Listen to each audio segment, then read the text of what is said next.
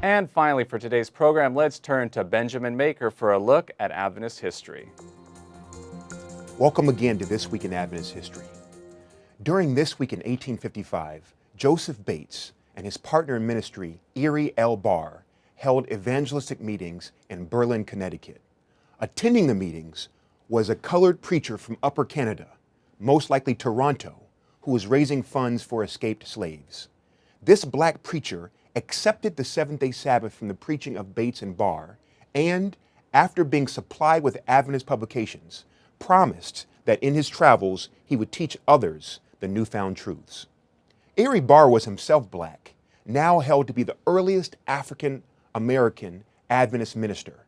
Born in Reading, Vermont in 1814, Barr had embraced William Miller's message of the soon coming of Christ, and after the Great Disappointment of 1844, maintained his faith in a coming Savior. After accepting the Sabbath around 1852, Barr quickly became an important and beloved itinerant minister and leader in 1850s Sabbatarian Adventism. Updates of his soul-winning efforts throughout New England consistently featured in the pages of the Adventist Review. Ellen White wrote that he was among the ministers to be depended upon and had several visions concerning him, and James White wrote that Barr was a firm friend of the cause and a devoted laborer. Barr and the Whites ministered together on several occasions.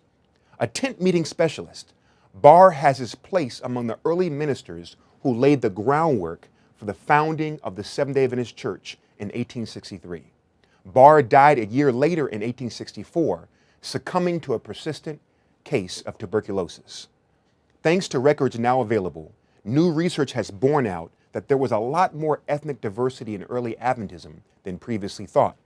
Along with largely unknown believers like the black Canadian minister, in the 1850s and 60s, there were black Adventist families such as the Barrs, Hardys, Mennesees, Guys, and others who played an important part in the establishment of this church. There's no doubt that more early believers of color will come to light. And that was This Week in Adventist History.